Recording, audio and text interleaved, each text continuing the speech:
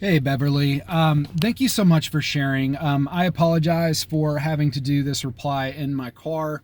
But yeah, I don't have a choice tonight, so I really needed to get this done.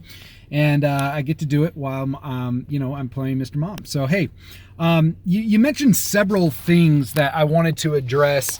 And one of the first things that I wanted to address was that you said it almost first and foremost, which is what I also did, but clients need to know what our how we consider or what we consider to be a need for a breach of confidentiality. In our case study, for example, I kind of was, I don't know, I was kind of brought back this thought of, well, did John know that something like this really meets the criteria for a breach of confidentiality? Did Pastor Mark have anything on his door or anything on his walls or anything on the website of the church? And I don't know. As a pastor, my mind just goes like, there's got to be something where, whether or not John, asked Pastor Mark directly, hey, can I tell you something in confidence? He should have known before he ever said a word that, this situation is extremely different than, any other breach of confidentiality or, something else that John may have done that would not cause Pastor Mark to have to breach confidence.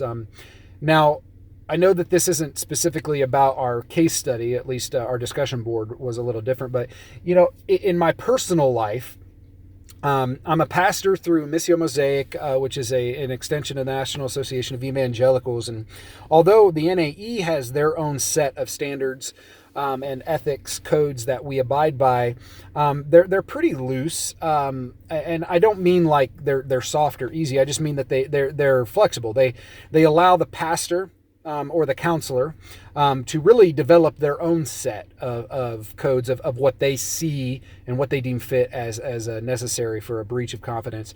And for me, that really goes for anything that causes harm to self or anybody else. There's nothing worse that I can think of than knowing somebody was going to hurt themselves or hurt somebody else and not doing anything about it. That's not just ethically wrong, it's morally wrong. And that's something I also discussed in my case studies when we were discussing dilemmas, is that Pastor Mark wasn't really dealing with an ethical issue. He was dealing with a moral issue. He was dealing with a moral dilemma. But anyway, the fact is that people need to know what you're going to breach confidence for.